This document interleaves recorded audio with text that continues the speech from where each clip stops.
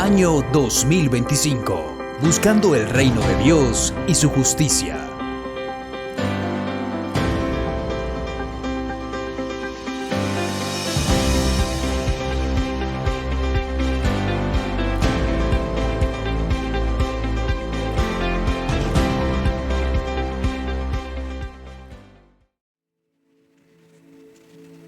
Confiar, eso es todo. Dígale a la persona y al hermano que tiene a su lado, confiar, eso es todo. Personalicémoslo. Ahora yo le digo al pastor que se está acomodando aquí en su silla, pastor, confía, eso es todo. ¿Alguien que me diga a mí? Eso es todo. Difícil de aplicarlo. Voy a predicarlo. Pero fui seriamente confrontado por el Señor mientras preparaba este sencillo mensaje y compartirlo con ustedes. En otras ocasiones les he compartido a ustedes que la característica de la persona justa, de la persona que teme a Dios, bueno, tiene tres características básicas. ¿Quién me las puede repetir en esta noche? La persona que teme a Dios, el justo, visto a los ojos de Dios. Sé que seguramente se les ha olvidado, pero si alguien lo tiene presente, me lo dice, por favor. Según dichosos sus hijos, que sigan su ejemplo. Ese es el justo. Justo es aquel que lleva una vida sin tacha. Dichosos sus hijos que siguen su ejemplo. Ustedes recuerdan la palabra que Dios le dio a nuestro padre Abraham cuando le dice: vive delante de mí y sé intachable. Exactamente le estaba diciendo lo mismo, en otras palabras, que fuera justo y que temiera solamente a Dios. Entonces, el que teme a Dios debe identificarse por lo menos por estas tres características. La primera, que adora a Dios reverentemente. La segunda, que obedece sin restricciones su eterna palabra. Y la tercera, que depende absolutamente de Él. Ahora yo quiero preguntarles, ¿con cuáles de estas tres características se identifican ustedes?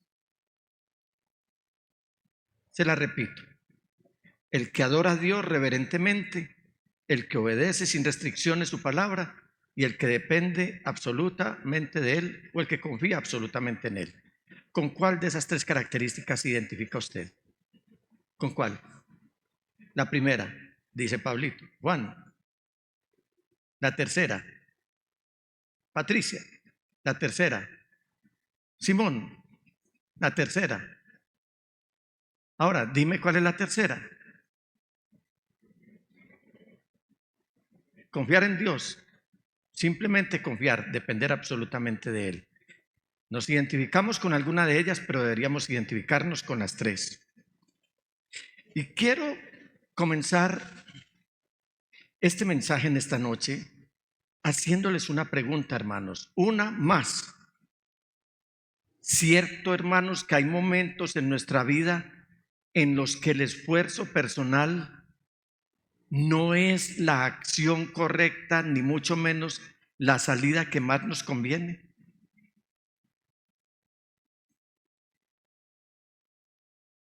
Cuando nos estamos sobreesforzando por lograr todo y cuando aparentemente todo nos está saliendo bien,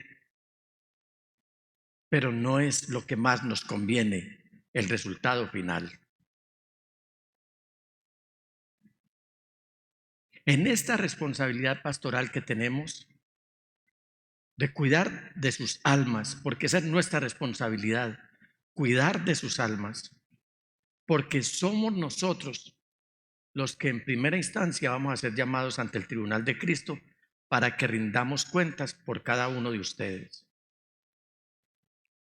Por mencionar algunos, a nosotros el Señor, a nosotros los pastores, con respecto a íntima devoción Medellín, nos va a llamar el Señor, y anhelo que ustedes se salven y estén en ese tribunal y se darán cuenta cuando los pastores estemos frente al tribunal de Cristo y nos pregunte el Señor por la vida de Claudia, por la vida de Susana, por la vida de Juan Pablo, por la vida de Juan, por la vida de Adriana, por la vida de Juliana, por la vida de Gonzalo, de Gustavo. Tranquilo que yo soy profesional en cambiar nombres. Solo que los cambio una vez y no se me vuelve a olvidar Gustavo. Por la vida de Elmer, por la vida de Joana, por la vida de Luis, de Mari, por la vida de cada uno de ustedes. ¿Y qué vamos a responder nosotros? Fíjense ustedes, ¿qué vamos a responder nosotros si nosotros no les estamos hablando la palabra en verdad? Como íntima devoción, les aseguro que debe haber muchas iglesias pastoreadas por pastores que son celosos de advertir a la luz de las Sagradas Escrituras sobre todo lo que concierne a la formación de la iglesia. Esta mañana, en nuestro devocional de pareja, no estamos haciendo alarde, pero Marlene y yo ya vamos terminando el libro de los Hechos de los Apóstoles en este reto que hemos asumido. Y subrayamos más de una vez la expresión la palabra de Dios era predicada, la palabra de Dios era predicado el mensaje de Cristo, pero es más de una vez. Ustedes cuando lleguen a los Hechos de los Apóstoles se van a encontrar que lo que predicaban los apóstoles era la palabra de Dios. En la predicación de esta palabra hemos aprendido que no debemos apoyarnos en nuestros esfuerzos humanos así todo nos esté saliendo bien, porque a la postre podemos estar corriendo el riesgo que no es la voluntad del Señor y con ella estamos logrando algo que no nos conviene. Francamente, en ocasiones nos vemos tan encerrados que aún ese instinto de sobrevivencia que nos caracteriza a nosotros como seres humanos se activa y empezamos a ingeniarnos todo tipo de salidas y soluciones a nuestros problemas. A todo le estamos buscando soluciones. Estamos craneando, estamos preocupándonos, estamos haciendo salidas en falso, tomando medidas apresuradas, todo por el afán de tomar nuestras propias decisiones, y llegamos a tal punto de desesperación que ni siquiera nos damos cuenta que la voluntad de Dios nos está haciendo un urgente llamado a esperar, y que muchos, por negarse a escucharlo, han caído en las profundidades irreversibles e insalvables del fracaso. Bueno, con el favor de Dios y durante los siguientes minutos les compartiré 3 lecciones sobre la importancia de la liberación de Dios a nuestro favor. Y por supuesto, lo que podría significar para nosotros hoy. Hay un viejo adagio que dice: no te quedes ahí parado, haz algo. Eso es cierto. A mis padres no les gustaba. Bueno, de hecho yo fui muy hiperactivo. Pero no le... ¿Cómo? Muchas gracias por lo que me toca. Pero si ellos veían a uno de mis hermanos parco, quieto, inmediatamente le decían: hey, no te quedes ahí parado, haz algo, muévete, muestra que estás vivo. Y ya sea que surja un problema en el trabajo, como surgen muchas veces, o surja un problema en otros ámbitos donde nos estemos moviendo, o simplemente en algo que estamos haciendo a nivel familiar, en la casa, o que nos toque enfrentar una situación de emergencia, nuestro impulso natural nos lleva a reaccionar con una acción rápida y decisiva. Y decimos, pues es que después de todo, lo primero es que tenemos que actuar y pensamos que la situación no se resolverá por sí sola. Es lo que decimos muchas veces. Esto que estoy enfrentando, esto no se va a resolver por sí solo. Antes de continuar, permítanme ser claro, mis amados hermanos. Dios sí nos manda a trabajar y a trabajar duro. Acompáñeme por un momento al capítulo 14 de Proverbios, versículo 23. Y dice la palabra del Señor: todo esfuerzo tiene su recompensa, pero quedarse solo en palabras lleva a la pobreza. O sea, ¿a qué nos está llamando el Señor? A la acción, eso es cierto. De ahí que cuando leímos el Salmo y luego vamos a leer en Éxodo otra expresión muy parecida, y que seguramente el salmista, como estudioso de la Torá o de la ley de Dios, encontró la expresión en Éxodo, él también la repite, o los salmistas, los hijos de Coré, la repiten aquí en el libro de Éxodo, en el libro de los Salmos que acabamos de leer. El Señor sí nos está llamando a la acción, como para que no se vayan a confundir con este tema, porque una cosa es estar quietos y otra cosa es estar inactivos. Y Pablo, escribiéndole a los tesalonicenses en su segunda epístola, en el capítulo 3, versículo 6, dice a los hermanos, es decir, a usted y a mí: hermanos, mire que va a invocar el nombre del Señor. En el nombre del Señor Jesucristo les ordenamos que se aparten de todo hermano que esté viviendo como un vago y no según las enseñanzas recibidas de nosotros. Versículo 7. Ustedes mismos saben cómo deben seguir nuestro ejemplo. Nosotros no vivimos como ociosos entre ustedes, ni comimos el pan de nadie sin pagarlo. Al contrario, día y noche trabajamos arduamente y sin descanso para no ser una carga a ninguno de ustedes. Quiero hacer una precisión aquí. Sé que muchos de nuestros hermanos piensan que nosotros nos mantenemos muy ocupados. Y es cierto, cuando revisamos la agenda del día a día, los pastores tenemos muchas ocupaciones. Y valoro y agradezco mucho que ustedes estén pensando que estamos ocupados, pero eso no quiere decir que no estamos disponibles para apoyarlos en una situación difícil.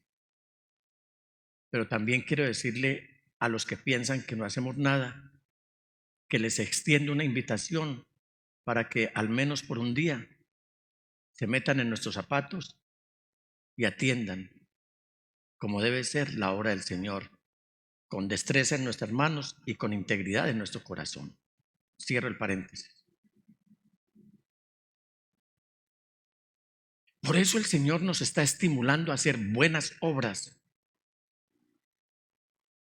Y el medio hermano del Señor Jesús, pastor en Jerusalén y apóstol, Santiago, en el capítulo 4 de su epístola, en el versículo 17, dice: así que comete pecado todo el que sabe que hacer el bien y no lo hace.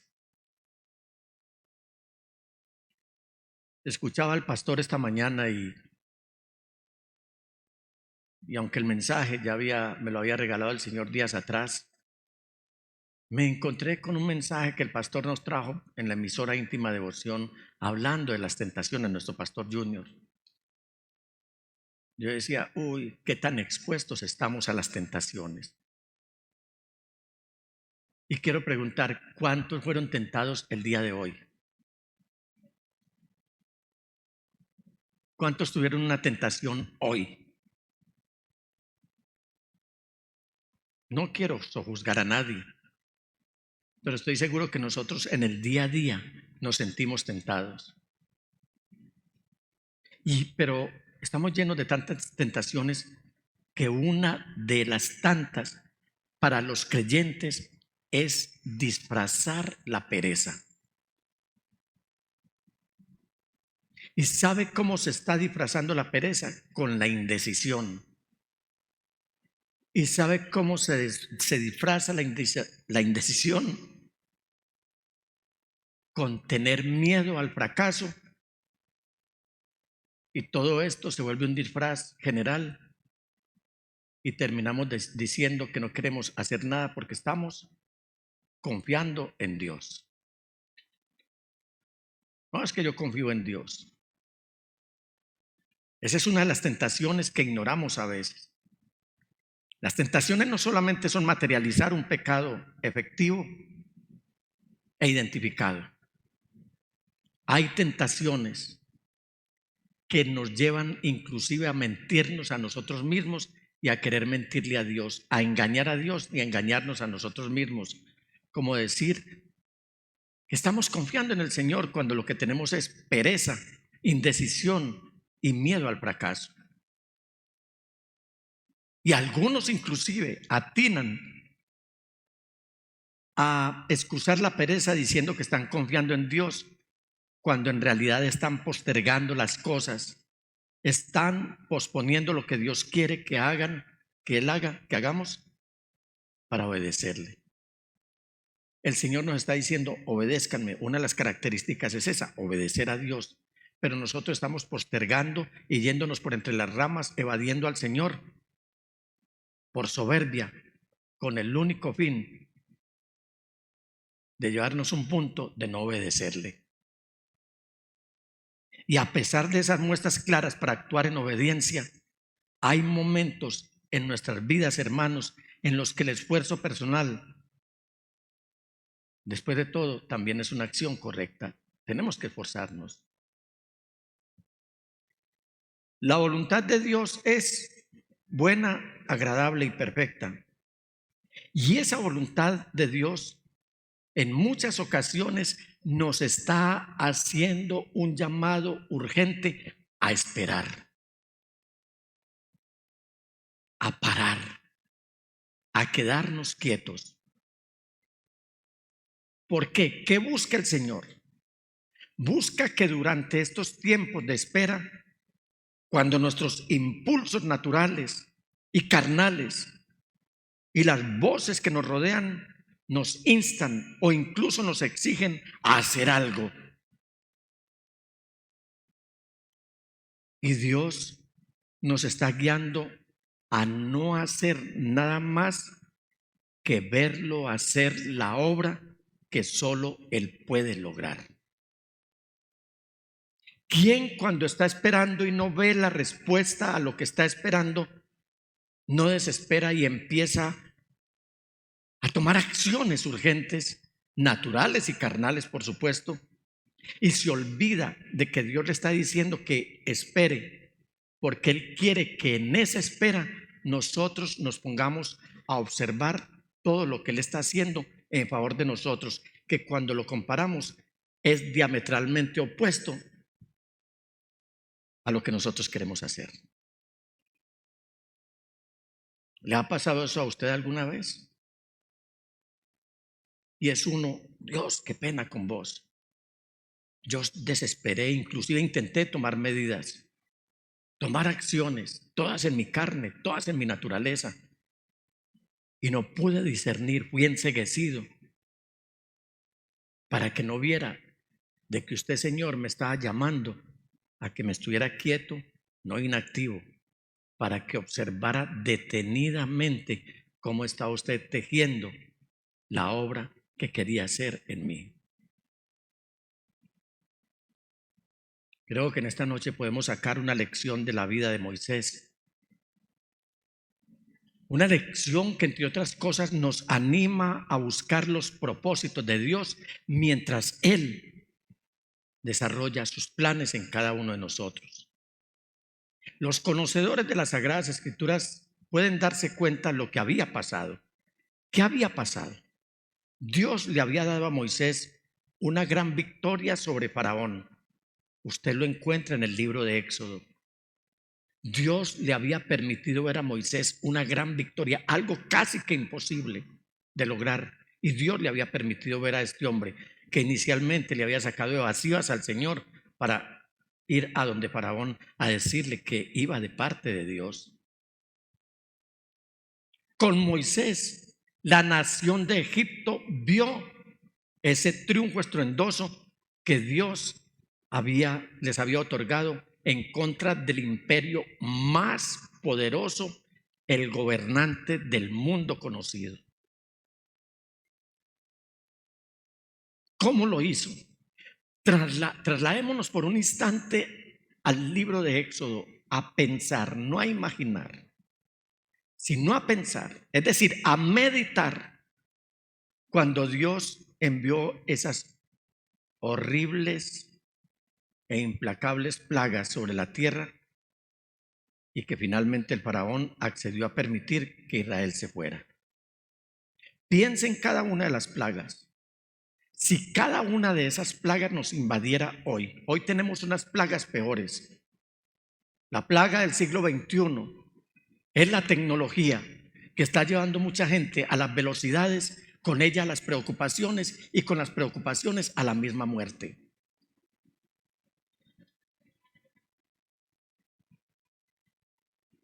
Hoy tenemos plagas como el terrorismo de Estado y terrorismo ilegal. Hoy tenemos plagas con amenazas evidentes que ustedes las conocen y creo que sobra mencionarlas aquí. Estamos rodeados de plagas y la iglesia está cayendo.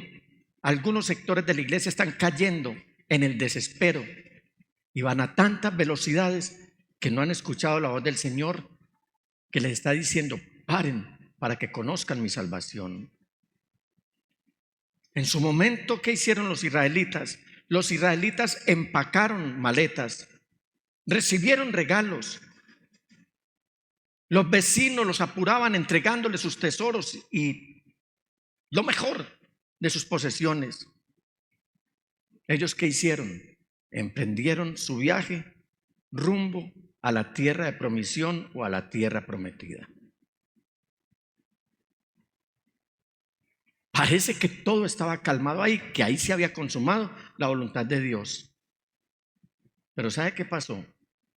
Faraón cambió de parecer, cambió de opinión y envió a su ejército para recapturar a los israelitas y traerlos de nuevo a la esclavitud de Egipto. Y le invito a que se fije en esto.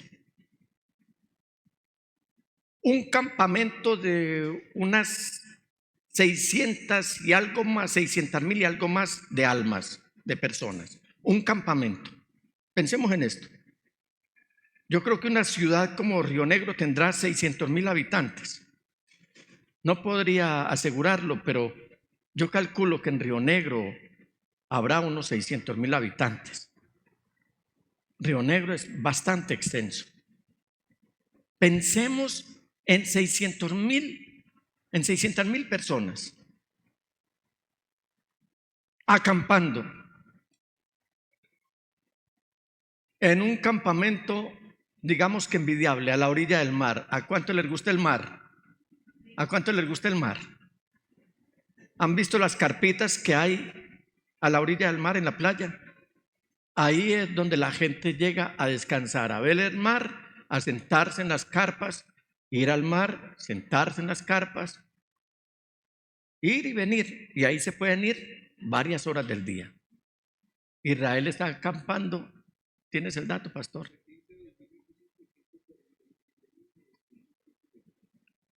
Bueno, entonces sería 4 veces Río Negro. Los habitantes de Río Negro. Pero en ese campamento, ahí no había ni la mejor comida, no estaba la mejor agua, no estaban en las mejores condiciones. Quiero que se figuren este campamento del pueblo de Israel que ha salido de Egipto, cuando se sienten victoriosos. Están acampando, pero tienen el mar al frente, tienen mar a su izquierda, tienen mar a su derecha, pero detrás de ellos estaba el ejército más grande de la época y mejor armado, el ejército de los egipcios que se venía acercando. Ahora sí, ¿quiénes querrían estar en un campamento así? Ya dijeron que no se da cuenta. Nadie querría estar en un campamento así. Agua a un lado, agua al otro, agua al frente y el ejército más poderoso de la tierra detrás, pero como enemigos. Aquí estamos viendo algo imposible. Israel no tenía una salida. Su exterminio era inminente si se rebelaban a volver a Egipto o volvían a caer a la esclavitud que por más de 400 años habían pasado. O sea, habían pasado varias generaciones esclavos en Egipto. De esa situación que vemos como imposible, podemos extraer, por lo menos, como les dije y les compartí al principio, hermanos, 3 lecciones sobre la naturaleza de la liberación de Dios a nuestro favor y lo que podría significar para nosotros hoy.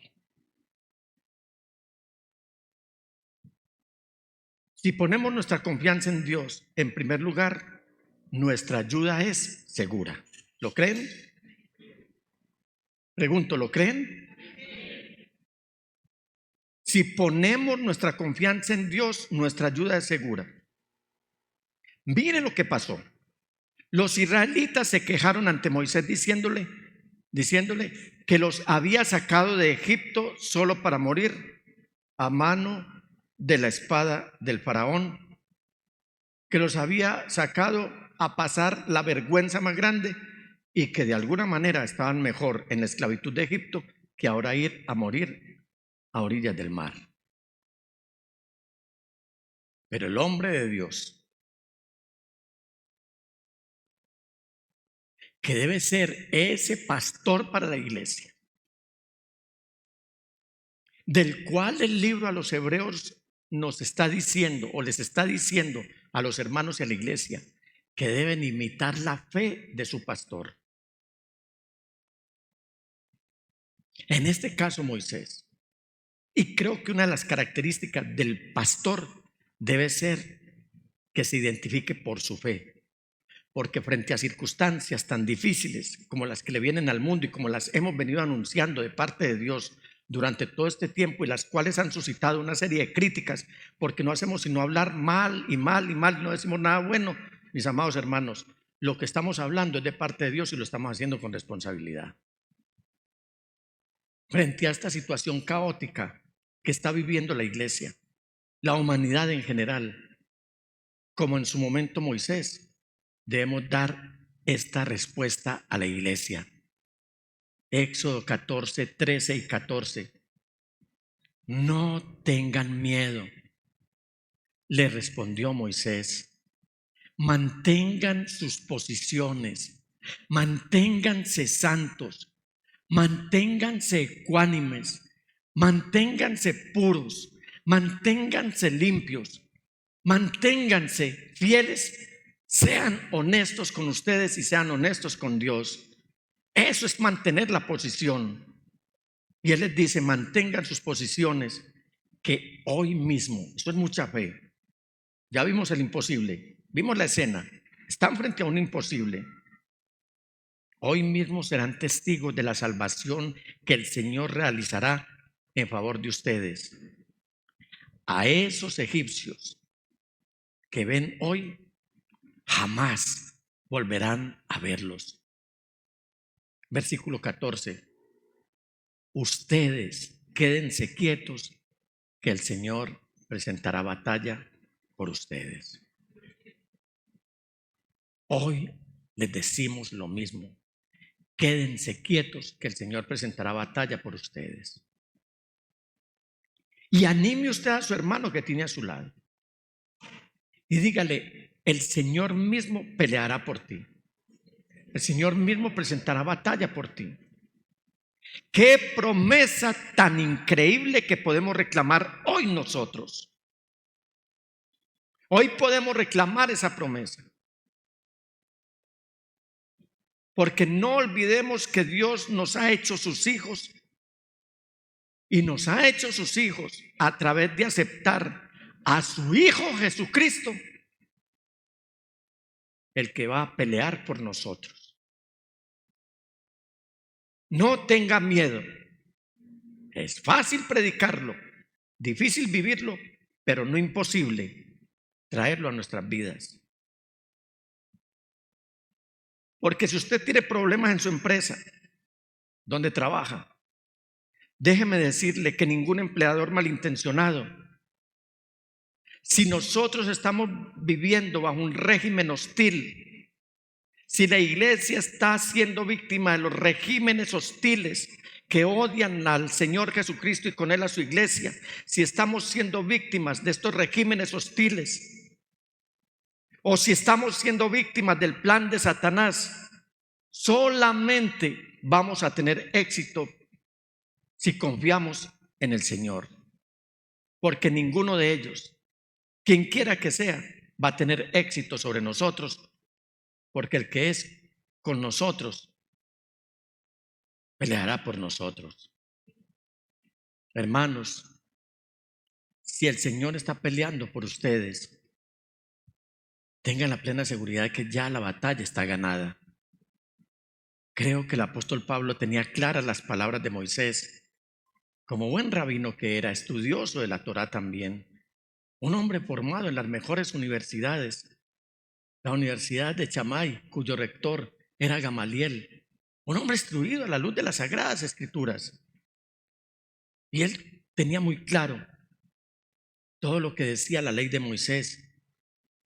Y Pablo escribió a la iglesia que estaba en Roma de la siguiente manera. Y quiero que repitamos en esta noche, porque la palabra hay que vivirla, hay que darle vida. Quiero que usted la recite conmigo. ¿Qué diremos frente a esto? Dígalo bien fuerte. ¿Qué diremos frente a esto? Si Dios está de nuestra parte, ¿quién puede estar en contra nuestra? Y yo le invito a que reflexione por un momento sobre este versículo, mi amado hermano. ¿Sabe algo? Pablo está escribiéndoles a los creyentes en Roma. Aunque la palabra es para nosotros hoy, los destinatarios originales eran nuestros hermanos que vivían en Roma. ¿Qué estaba pasando en Roma? Roma era la capital hostil del Imperio Romano. Podríamos llamar a Roma como la zona cero anticristiana, como lo es hoy todavía. Podríamos decir que Roma era y es el origen de la persecución religiosa contra todos los cristianos verdaderos. No vaya a creer que lo que se está viviendo en Roma hoy y en ese enclave que se llama esa ciudad-estado, el Vaticano, las cosas están buenas para el mundo. Vienen días muy grises, vienen días muy oscuros. Todo contra la iglesia, todo contra usted, perdone que lo señale, y todo contra mí. Todo contra el verdadero cristiano. Y pensemos en esto, lo que Pablo les acaba de escribir allí a nuestros hermanos y a nosotros hoy. Porque muchas de las personas que seguramente leyeron esta carta iban a ser despedazados por animales salvajes o quemados vivos y puestos como antorchas en el jardín del emperador. Inclusive Pablo, que está escribiendo esta escritura, él más tarde sería ejecutado, todo a causa de su fe en el Hijo de Dios. Y mire lo que él está escribiendo. ¿Qué diremos frente a esto? Si Dios está de nuestra parte, ¿quién puede estar en contra nuestra? Y fui conmovido en mis entrañas y en mi espíritu cuando preparaba este mensaje. Y me pregunté, ¿cómo puede Pablo, un futuro mártir, escribirle a una congregación llena de futuros mártires que ningún poder puede oponerse a ellos? No hay una contradicción ahí. Mensajes que hemos predicado animando a la iglesia y nosotros hemos caído víctimas de el cumplimiento de esa palabra en nosotros como pastores Y la gente cuestionarnos, pero pastores, ¿ustedes no predican esto? ¿Y por qué les está sucediendo esto?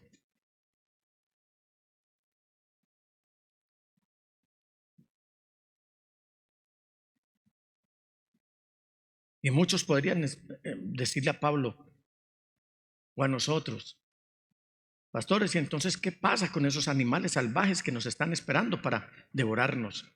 Pastores, ¿y qué pasa con la espada? ¿Y qué pasa con la persecución? ¿Y qué pasa con la absorción a la que nos quiere someter esta cultura? ¿Qué pasa con todo eso? Y ustedes nos están escribiendo y nos están animando con esta palabra. Y yo creo que llegó la hora, creo que llegó la hora de definir esto y de definirlo correctamente hoy. Y vamos a definirlo correctamente hoy. Lo que es y lo que no es la liberación de Dios. Porque esto no es lo que enseñan los predicadores de la prosperidad. Esto no es lo que enseñan algunos que se infiltraron dentro del cristianismo y están predicando prosperidad, están predicando positivismo, están predicando optimismo, están predicando que aún debemos tener ciertos lenguajes que atraen o que ahuyentan la bendición nuestra. No es eso. Porque estamos tuquios de predicadores que tienen atraída la atención de muchas personas y no se dan cuenta que no solamente lo están conduciendo al infierno con falsas creencias, sino que ellos también se van a condenar. Están predicando que creer en Dios va a eliminar todos los problemas de su vida. Venga, cree en Dios. Que con creer en Dios todos los problemas van a quedar eliminados de su vida. No es una promesa de que la persecución en esta tierra desaparecerá. La liberación de Dios no es la eliminación del dolor físico. La liberación de Dios no es la adquisición de riquezas. La liberación de Dios no es la aprobación de nuestra cultura, que buscamos que nos aplaudan todo lo que estamos haciendo. La liberación final de Dios vino en la cruz del Calvario, por medio de Jesucristo, el Hijo de Dios. Allí fue donde nuestro destino eterno fue y quedó asegurado por el sacrificio del Cordero de Dios.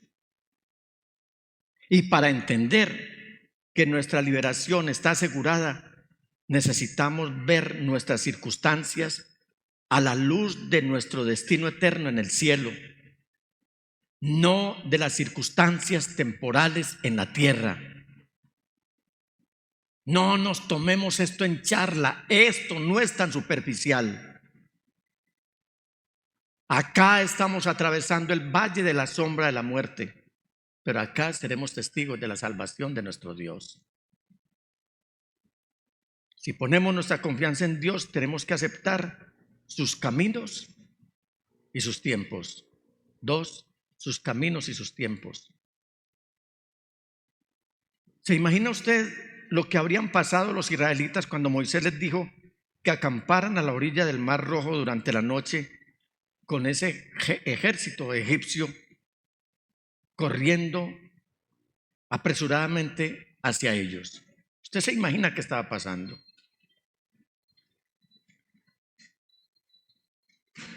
Habrían esperado que Moisés les ordenara que comenzaran a construir algunos barcos, seguramente, si ellos hubieran sido advertidos y si hubieran tenido la oportunidad. Pero la cosa era urgente. El enemigo les estaba respirando en la nuca. Pero si esto se hubiera dado con más tiempo, seguramente muchos le estarían diciendo a Moisés: Moisés, construyamos barcos, pero tenemos que cruzar este mar y cruzarlo lo más pronto posible. No es así como ahora el Señor. Yo no sé si a usted se le ha ocurrido este pensamiento, pero a mí se me ocurrió en el hecho de que si los israelitas hubieran tenido suficiente tiempo y hubieran tenido recursos para construir barcos, se habrían perdido ese semejante y estremecedor espectáculo que está a punto de suceder, y es ver el mar partido por la mitad. ¿Cuántas veces nos hemos atravesado al plan de Dios y creemos que lo que nosotros solucionamos es lo más óptimo, pero nos estamos perdiendo lo que Dios puede y sabe hacer? Seguramente muchos se hubieran perdido la oportunidad de pasar por en medio del mar como si estuvieran pasando por tierra seca. ¿Cuántas veces el Señor no permite que nosotros probemos lo que es caminar por tierra seca para que veamos la gloria de Él en nuestras vidas? Sin embargo, nosotros hacemos nuestras propias embarcaciones, buscamos nuestras propias soluciones y tomamos nuestras propias decisiones. Cuidado, hermanos. Hermanos, íntima devoción. Les ruego, por el amor a Dios, que resistan la tentación de tratar de encasillar a Dios en una solución a sus pruebas que tenga más sentido, que más le convenga a usted. Haga que su fe se fortalezca mientras espera, sometiéndose al plan y a la voluntad de Dios. No puedo evitar preguntarme qué nos estamos perdiendo cuando construimos nuestros propios barcos en lugar de acampar junto a aquello que a nuestros propios ojos es imposible. Nos perdemos la oportunidad de ver cómo nuestra imposibilidad abre la puerta al poder y a la suficiencia de Dios. Por favor, dejemos la fea y mala costumbre de obstaculizar los tiempos de Dios.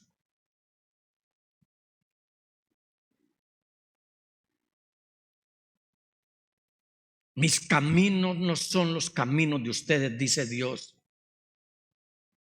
ni los pensamientos de ustedes son mis pensamientos. El Señor está reclamándonos hoy. Nos está haciendo una advertencia de que nos quedemos quietos. Ustedes quédense quietos, es decir, confíen, esperen, reposen, descansen, que el Señor presentará batalla por ustedes. Si ponemos nuestra confianza en Dios, tengamos un corazón dispuesto a la adoración. ¿De cuántos el Señor es su libertador? Pregunto, quizás los tomé por sorpresa para la pregunta, pero ¿de cuántos el Señor es su libertador? Alabado sea Dios. ¿Por qué les pregunto? Porque cuando nuestro Dios, tenemos muy claro que nuestro Dios es nuestro libertador, que es nuestro salvador de varias pruebas, que es nuestra respuesta y que esa respuesta no debe ser distinta a adorarlo y a darle el crédito que a Él se merece, es cuando empezamos a notar la importancia de lo que es confiar en Dios. Amado hermano, amada hermana, cuando usted haya sido liberado, ore estas sencillas palabras de alabanza que Moisés y los israelitas cantaron a Dios. Solamente para esta noche citaré algunos textos, pero usted puede hacer la lectura completa esta noche, adicionando el reto que estamos haciendo antes de ir a su descanso nocturno. Acuéstese en paz, no importa lo que esté enfrentando hoy. Duerma en paz y despierte en paz, porque solo el Señor le hace estar confiado. Y dice esta canción: entonces Moisés y los israelitas, Éxodo 15, entonaron un cántico en honor del Señor, que a la letra decía: ¿quieren cantar esta canción en esta noche? Vamos a cantarla con todos los honores, porque esto es en honor al Señor. ¿Cuántos quieren rendirle honor al Señor en esta noche? ¿Cuántos quieren rendirle honor al Señor en esta noche? ¿Quieren rendirle honor conmigo al Señor en esta noche? Actívese y déjese inspirar por el Espíritu Santo y dígale al Señor conmigo, y dígalo bien fuerte, no se quede callado. ¿Estamos listos? Puestos en pie, mis amados hermanos. Cantaré al Señor que se ha coronado de triunfo, arrojando al mar caballos y jinetes. El Señor es mi fuerza y mi cántico. Él es mi salvación. Él es mi Dios y lo alabaré. Es el Dios de mi Padre y lo enalteceré. El Señor es un guerrero. Su nombre es el Señor. El Señor arrojó al mar los carros y el ejército del faraón. Los mejores oficiales egipcios se ahogaron en el mar Rojo. Las aguas profundas se los tragaron, como piedras se hundieron en los abismos. Tu diestra, Señor, reveló su gran poder. Tu diestra, Señor, despedazó al enemigo. Fue tan grande tu victoria que derribaste a tus oponentes, diste rienda suelta a tu ardiente ira y fueron consumidos como rastrojo. Bastó un soplo de tu nariz para que se amontonaran las aguas. Las olas se irguieron como murallas, se inmovilizaron las aguas en el fondo del mar. Repito, puede terminar esta canción en su casa. ¿Qué lo está aquejando a usted hoy? Y si usted se dio cuenta hoy que tomó una decisión, aunque todo creyó que le convenía, y el Señor le está mostrando que no era su voluntad, pídale perdón, arrepiéntase y mire cómo soluciona su problema. Los que estén viviendo situaciones como nos dijo la hermana esta noche, tengo mucho miedo de lo que me puedan decir en mi diagnóstico, confía en el Señor. Y si es una enfermedad y esa enfermedad la va a sacar de esta tierra de los vivientes, hermana, sepa, en el cielo está el mejor lugar. Pero si Él se quiere glorificar, usted será testimonio a muchas personas de que el Señor sigue sanando, lo está haciendo ahora mismo y puede quitar toda enfermedad y erradicar todo tipo de cáncer. Células cancerígenas se pueden ir ahora y se pueden diluir como el mar huyó a la presencia de nuestro Dios. ¿Qué está viviendo usted en esta noche? Confíe, solamente confíe. Quédense quietos para que vean la salvación de nuestro Dios, porque el Señor va a venir a pelear por nosotros. El Señor les bendiga.